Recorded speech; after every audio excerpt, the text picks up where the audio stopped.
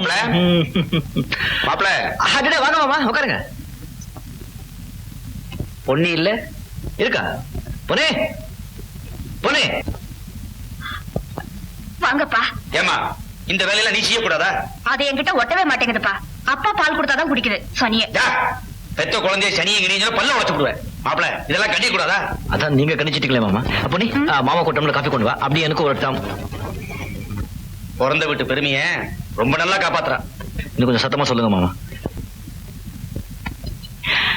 அடிச்சான பாரு அடிச்சான சிறிடா கண்ணா சிறிடா கண்ணா. மாப்பிள தங்கவேல ரொம்ப நல்லவன் நம்பித்தான் அவங்கிட்ட சங்கிலியை செய்ய கொடுத்தேன்.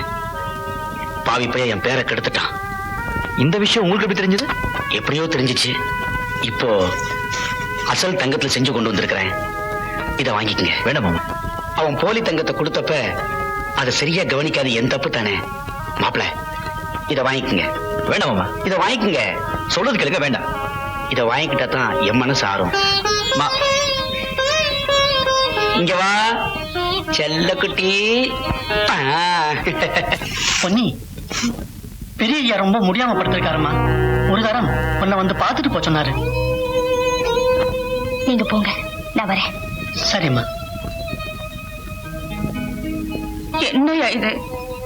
கருப்பையா சொன்னா ஒழுங்காவே சாப்பிட மாட்டேங்கிறீங்களா? சின்ன குழந்தை மாதிரி அடம் பிடிக்கிறீங்களா? உடம்பு எப்படி தேரும்?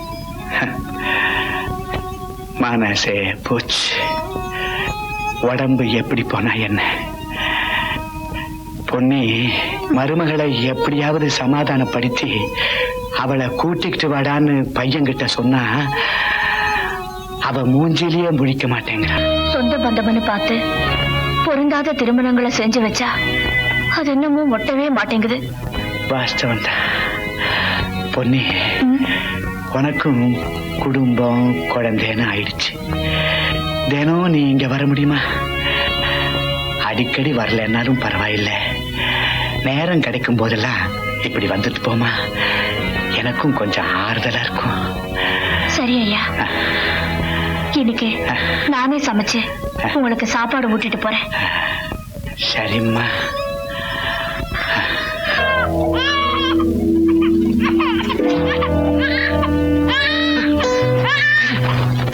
பொன்னே பொன்னே பொன்னே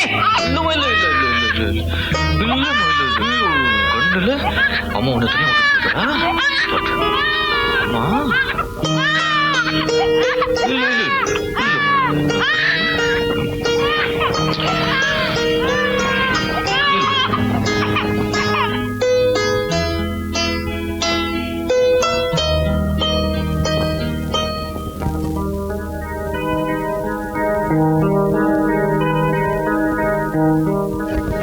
எங்க போயிட்டு வர? பெரியய்யா வீட்டுக்கு. குழந்தைய எப்படி தனியா விட்டுட்டு போறதா? நான் போகும்போது தூங்கிட்டு இருந்தா. தூங்கிட்டு இருந்தா அப்படியே இருப்பாளா? நான் வந்து பார்க்க முதுக்கே தூங்கிட்டு இருந்தா குழந்தை அழுது சொன்னா அது நமக்கு. போனவ சீக்கிரம் வீட்டுக்கு வர வேண்டாம். பெரியய்யாவுக்கு உடம்பு சரியில்லை. அவரை கவனிச்சுட்டு வரதுக்கு நேரமாச்சு. அவங்க பணக்காரங்க. அவங்க வீட்டுல அவங்க கவனிக்க 1000 பேர் இருக்காங்க. நீ இனிமே போக கூடாது. இனிமே நீங்க போக சொன்னாலும் நான் போக மாட்டேன். எதுக்கு எடுத்தாலும் கத்துக்கிட்டேன். எல்லாம் என் தலையெழுத்து. அண்ணே உங்க வீட்டுக்கு தான் போய்கிட்டு இருக்கேன். பெரிய ஐயா போயிட்டாரு. எப்போ? காலம்பரம் 9 மணிக்கு. வீட்டுல பொன்னிக்கிட்டேன்னு சொல்லிடுங்க. பொன்னி மேல ஒரு உசிரையே வச்சிருந்தா. சரி சரி நீ போ.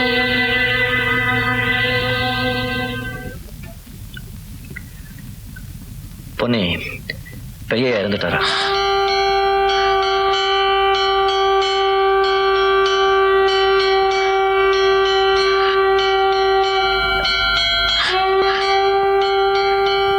போயிட்டு வரலாம். நான் வரல. எங்க போயிட்டு வாங்க. உயிரோடு இருக்கும்போது உதவிக்கு போக கூடாதுன்னு சொல்லிட்டீங்க. செத்ததுக்கு பிறகு நான் போய் என்ன செய்ய போறேன்?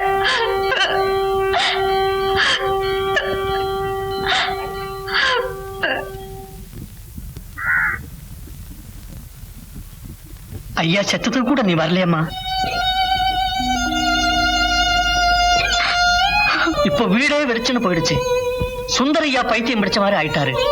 நாளைக்கு ஊரை விட்டே போக போறேன்னு சொன்னாரு. எங்க மனசுக்கு சரியில்லை, எங்கேயாவது போயிட்டு எப்போவாவது வரேன்னாரு. அதுக்கு முன்னால உன்னை ஒரு தரம் பார்க்கணும்னு சொன்னாருமா. முடிஞ்சா வாமா.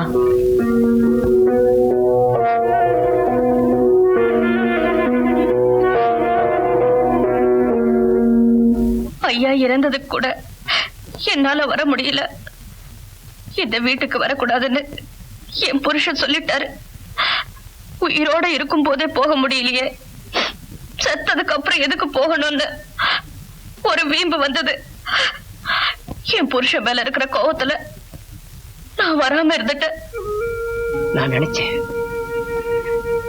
அவர் பணமா போயிட்டாரு, நான் நடப்பணமா வாழ்ந்துகிட்டு இருக்கேன். இதுவரை நான் மட்டும்தான் அப்படின்னு நினைச்சேன். இப்ப நடக்கிறதையெல்லாம் கேள்விப்படுற போது நீயும் அப்படித்தான் இருக்கேன்னு நினைக்கிறேன். இல்ல இல்ல, நான் சந்தோஷமா இருக்கேன். மனசுல இருக்கிறத வெளிப்படையா சொல்லாம நம்மள நாமே ஏமாத்திக்கிட்டு வாழ்ந்தது போதும் பொன்னி.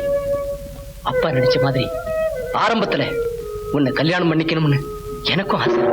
சின்னையா, அதுக்கு குறுக்க இருந்தது எது? அந்தஸ்து, ஜாதி, கோழைத்தனம். நடந்தது நடந்து போச்சு.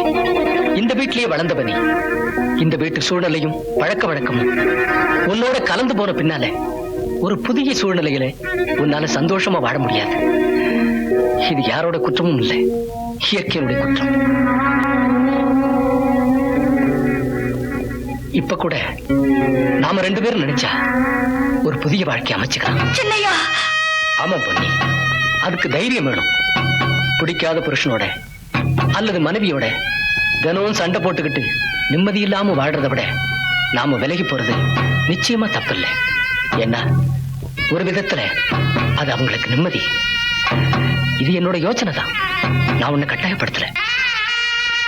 இன்னைக்கு ராத்திரி 10 மணிக்கு நான் சென்னைக்கு போறேன். ஊருக்கு வெளியில அம்மன் கோயில் பக்கத்துல உனக்காக நான் காரோட காத்துக்கிட்டு இருப்பேன். உனக்கு இது நியாயம்னு பட்டா வா, இல்லைன்னா வேண்டாம். நான் எங்கேயோ போறேன், என்னமோ ஆகுறேன்.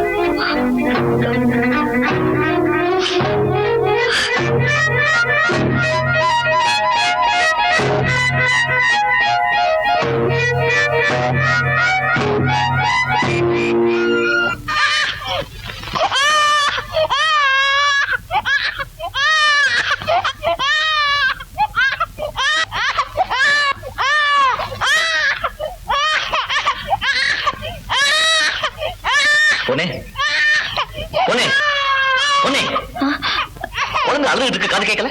சீ, இதெல்லாம் முதல் தடவையா? குழந்தை சிறுனா கூட பெத்த தாய் தூக்கத்திலிருந்து முடிச்சுக்கணும். இது தொண்டையை பிச்சுக்கிட்டு அழுகுது, இது முடிச்சுக்கிட்டே தூங்குற. நான் கவனிக்கல. எதுதான் கவனிச்சிருக்க? குழந்தைக்கு சரியா பால் கொடுத்திருக்கியா? என்ன ஒழுங்கா சாப்பாடு போட்டிருக்கியா? இல்ல வீட்டை தான் நல்லா கவனிச்சிருக்கியா? உலகம் தனி, உன் நினைப்பு தனி, உன் ஆசைகள் தனி, உன் கனவுகள் தனி. கல்யாணத்துக்கு முன்னாலேயே உன் கூட தெரிஞ்சிருந்தும் நான் உன்னை கட்டிக்கிட்டேன். ஏன் தெரியுமா? எப்படியாவது உன்னை மாத்திட முடியுங்கிற நம்பிக்கை இல்லை. ஆனா நீ மாறவே இல்லை. என்ன உனக்கு பிடிக்கலன்னா கல்யாணத்துக்கு முன்னாலே சொல்லிருக்கணும். இப்படி கல்யாணத்தை பண்ணிக்கிட்டு என் கழுத்தை அடக்க கூடாது. பொருத்தம் இல்லாத நம்ம 2 பேரையும் சேர்த்து வச்சு விதி விளையாடுது. இனிமே இந்த நரகத்திலிருந்து நான் மேலவா முடியும்?